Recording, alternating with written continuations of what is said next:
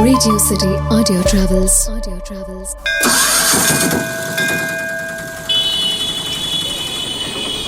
बस यहीं उतार दीजिए। Thank you so much. ये आपके पैसे। और अब एक शांत से माहौल में, एक शांत सी जगह जहाँ पर माना जाता है कि गौतम बुद्ध ने पहली बार देशना दी थी। और ये देशना तब दी थी जब उनको ज्ञान की प्राप्ति हुई थी। कारण ये था कि जब वो इधर से निकल रहे थे तो उन्होंने कुछ लोगों को प्रॉमिस करा था कि जब भी मुझे ज्ञान की प्राप्ति होगी तो मैं सबसे पहले आपको बताऊंगा।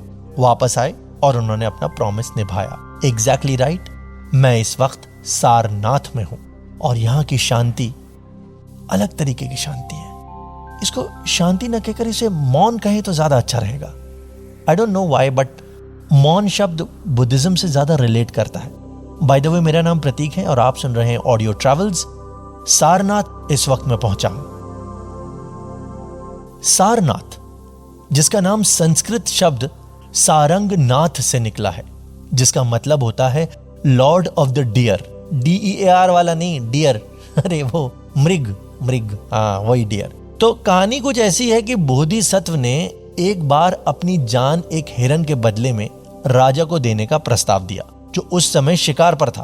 तो आप समझ सकते हैं ना कितनी सेंसिटिविटी होगी।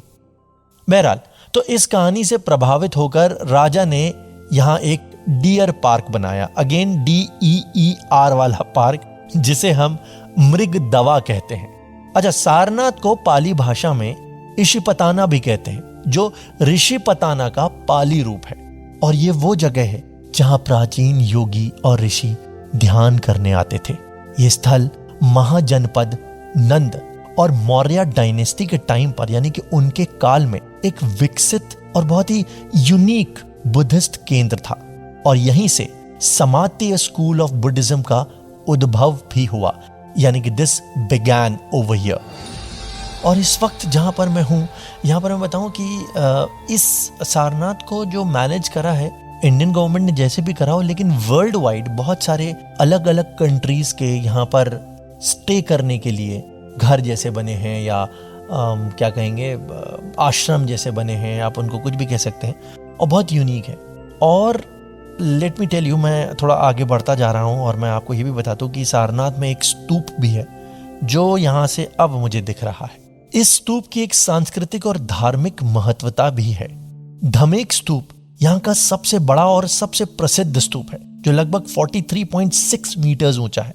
कहते हैं कि यही वो स्थल है जहां मैंने आपको बताया था सिद्धार्थ ने गौतम बुद्ध बनकर अपना पहला उपदेश दिया था, जब वो बोधि को प्राप्त हुए थे, यानी कि ज्ञान की प्राप्ति हुई थी। और यहाँ आज भी वैसी ही शांति है। अच्छी बात यह है कि यहाँ पर आज भी लोग आते हैं, मेडिटेशन करते हैं, बैठते हैं। और इन मंदिरों के अंदर अगर आप जाएंगे तो पूजा पाठ भी होता है अलग अलग जगह। मैं इनको अलग अलग शब्दों से बता सकता हूँ कि क्या हो सकते हैं, लेकिन सारनाथ में जो एक्सपीरियंस है वो मेडिटेटर्स और स्पिरिचुअल सीकर्स के लिए बहुत ही अद्भुत है। यूनसांग जब आए थे तो उन्होंने भी यहाँ पर के बारे में अपने लेख में लिखा था, और चौखंडी स्तूप को उन्होंने बताया था कि इज द टॉलेस्ट वन। हालांकि अब धमेक स्तूप को कहते हैं, I don't know why, but this is it. Sarnath आइए तो यहाँ पर बैठिए, यहाँ के मौन को महसूस करिए, और अपने जीवन में जो गौतम बुद्ध ने जो ध्यान की जो क्रिया बताई थी, विपाशना या विपस्यना, जो आप कहना चाहें, वो जरूर करिएगा। शांत बैठकर अपनी सांसों को धीरे धीरे ऑब्जर्व करना है और अपने विचारों से धीरे धीरे डिटैच होना है। विचार आते रहेंगे, लेकिन आपका ध्यान अपनी सांसों पे होना चाहिए। And trust me, apart from giving you that peace of mind, it is very healing, it is complete, this is the complete meditation। मैं ऐसा इस वजह से भी कह रहा हूँ क्योंकि मैंने बहुत डीप मेडिटेशन करा है, कभी अभी भी करता रहते हैं, करते रहते हैं सब लोग। तो ये छोटी छोटी चीज़ें हैं जो सारनाथ में आपको ज़रूर करनी चाहिए। और हाँ, सारनाथ में हैंडीक्राफ्ट्स, वुडन कार्विंग्स और फाइन सिल्क, इन सब का अपना एक अलग चार्म है, जो आपको यहाँ के रिच कल्चरल हेरिटेज का अनुभव कराएगा।